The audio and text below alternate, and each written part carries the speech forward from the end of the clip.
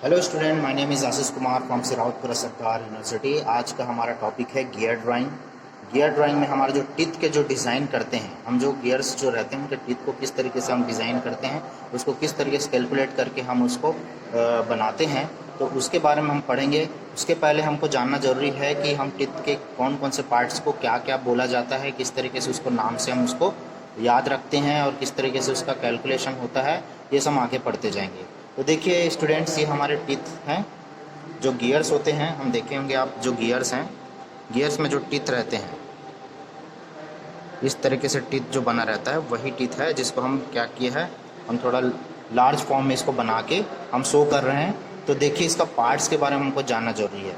तो देखिए कोई भी गियर्स जो रहेगा एक दूसरे से मैच होता है, एक दूसरे से अगर मैच होते हुए रहेगा तो क्या रहेगा, उसके बीच में जो क्या रहेगा, सेंटर से हम उसके बहुत सारे एक सर्कल्स बनते जाते हैं। तो उस सर्कल को हम क्या क्या बोलते हैं, फर्स्ट ये हम जान लेंगे। तो देखिए ये एक टीथ का एक लार्ज फॉर्म है। ये जैसे कि मैच हुआ है दो सर्कल से, मतलब दो गियर से मैच हुआ है। तो हम अगर इसके सेंटर पॉइंट से हम यहाँ पे जो जो सर्कल्स हमको मिलेंगे उसको हम क्या क्या नाम देते हैं, वो हम इसके बारे में जानेंगे।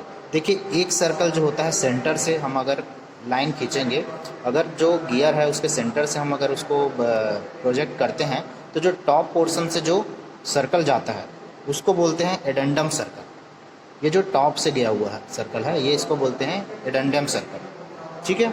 उसके बाद देखिए आप, सेंटर से गया हुआ सर्कल है, सेंटर से गया हुआ सर्कल को हम बोलते हैं पिच सर्कल। ये हमारा सर्कल है जो टीथ के बीचों बीच से होकर जाती है, इसको बोलते हैं पिच सर्कल। देन हम थोड़ा और नीचे आ जाते हैं, तो ये हमारे क्लियरेंस से थोड़ा सा ऊपर, क्लियरेंस से थोड़ा ऊपर से होकर जो जाते हुए सर्कल है उसको बोलते हैं क्लियरेंस सर्कल। ये हमारा जो होता है बेस सर्कल होता है, जो हमारे थोड़ा सा क्लियरेंस से थोड़ा सा ऊपर रहता है, इसको बोलते हैं बेस सर्कल। और सबसे नीचे जो होता है, बॉटम जो सर्कल गुजरती है, उसको हम रूट सर्कल बोलते हैं, जो हमारे बॉटम से होके गुजरती है।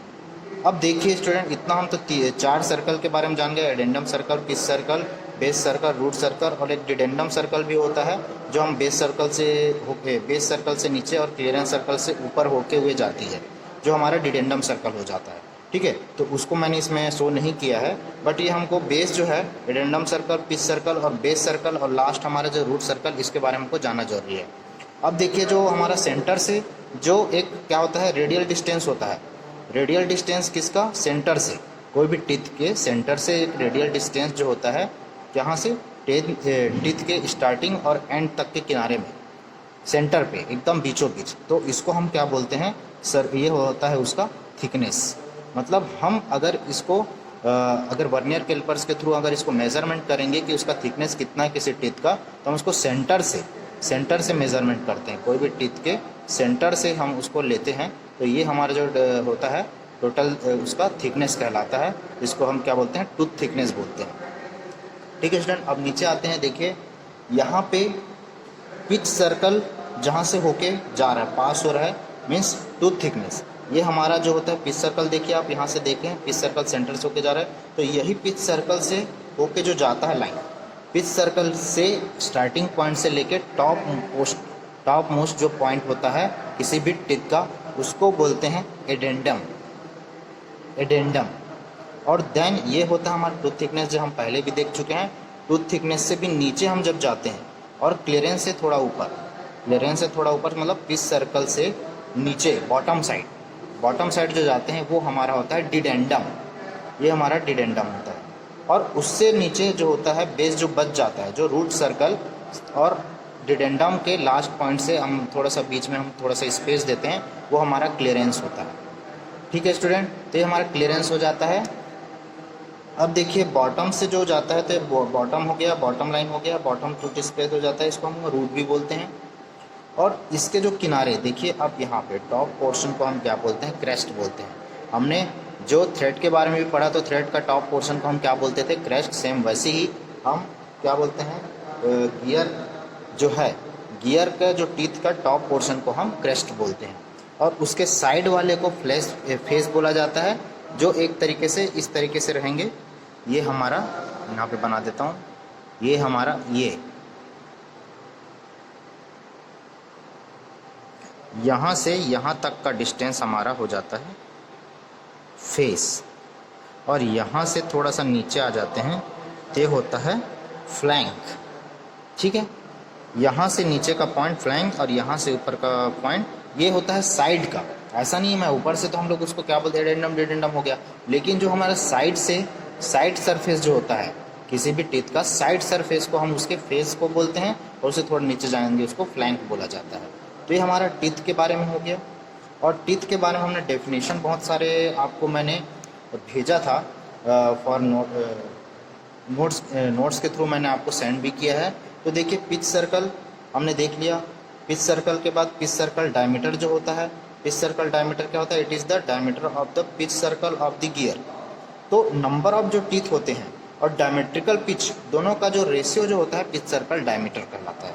तो ये मैंने इस तरीके से बहुत सारे मैंने आपको फार्मूले भेज चुके हैं, और इसमें से बेसिक्स फार्मूले हमारे पिच सर्कल डायमीटर का, उसके बाद हमारा सर्कुलर पिच का और मॉड्यूल का और उसके बाद एडेंडम और डिडेंडम, ये 4 फार्मूले आपको मैंने बता दिया है। इस साइड में मैं आपको वो कर देता हूँ मेंशन।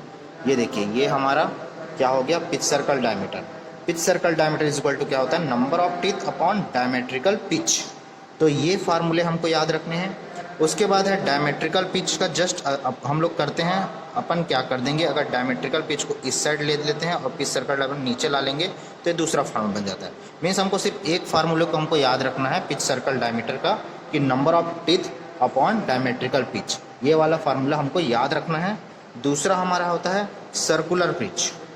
सर्कुलर पिच में क्या है, pi into pitch circle diameter upon number of teeth. ठीक है, तो ये हमारा दूसरा फार्मूला हो गया। देन हम जाते हैं मॉड्यूल।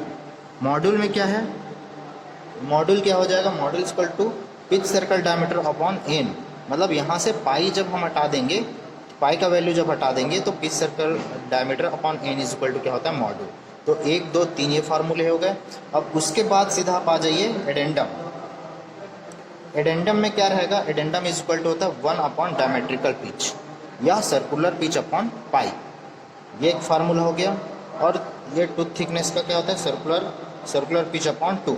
मतलब जो सर्कुलर पिच मतलब हमारा देखिए आप, ये जो हमारा पिच होता है मतलब इसका स्टार्टिंग हुआ और इसका एंडिंग, इन दोनों के बीच को हम पिच बोलते हैं। तो ये हमारा पिच जो होता है उसका जस्ट हाफ, देखिए सर्कुलर पिच का जस्ट हाफ क्या होता है, टूथ थिकनेस होता है। तो टूथ थिकनेस का एक फार्मूला हो गया, एडेंडम का फार्मूला हो गया। और डिडेंडम का देखिए, डिडेंडम का फार्मूला क्या होता है, ये होता है डिडेंडम क्या होता है, ये देखिए ये हमारा जैसे कि टोटल यहाँ तक का क्या हो गया, डिडेंडम हो गया है। तो देखिए ये हमारा डिडेंडम क्या हो जाएगा, addendum plus clearance, addendum plus clearance. मतलब डिडेंडम इज इक्वल टू क्या हो जाएगा, एडेंडम प्लस क्लियरेंस। मीन्स आप समझ लीजिए कि वैल्यू जो डिडेंडम का जो रहेगा एडेंडम से ज़्यादा होगा। हमेशा याद रखिएगा, डिडेंडम का जो भी वैल्यू आएगा वो एडेंडम से ज़्यादा होगा। तो ये हमारा क्या हो गया, डिडेंडम का हो गया। और यहीं से हम क्लियरेंस भी निकाल सकते हैं, अगर एडेंडम को अगर डिडेंडम से माइनस कर देंगे तो हमको क्लियरेंस भी मिल जाएगा। ठीक है, तो ये हमारे कितने फार्मूले हो गए, हमारे 1 2 3 4 5 एंड 6, ये 6 फार्मूले के थ्रू हम क्या करेंगे, गियर ड्राइंग का न्यूमेरिकल सॉल्व करेंगे। तो ये नोट्स मैंने आपको भेज दिए हैं, उसमें से 6 जो मैंने मेंशन किए हुए हैं, टिक किए हुए हैं, उसको आप फार्मूले को याद रख लीजिए। उसके बाद हम गियर ड्राइंग का टॉपिक गियर ड्राइंग स्टार्ट करेंगे, जिसमें हम न्यूमेरिकल पोर्शंस के थ्रू हम अलग अलग वैल्यू सबका निकाल के हम एक गियर का टिथ जनरेट करेंगे। ठीक है स्टूडेंट, तो ये हमारा आज का टॉपिक, ये हमारा क्या होता है, गियर टिथ के बारे में हमने जान लिया। नेक्स्ट हम उसका न्यूमेरिकल का सॉल्यूशन कंप्लीट करेंगे। ठीक है स्टूडेंट, थैंक यू।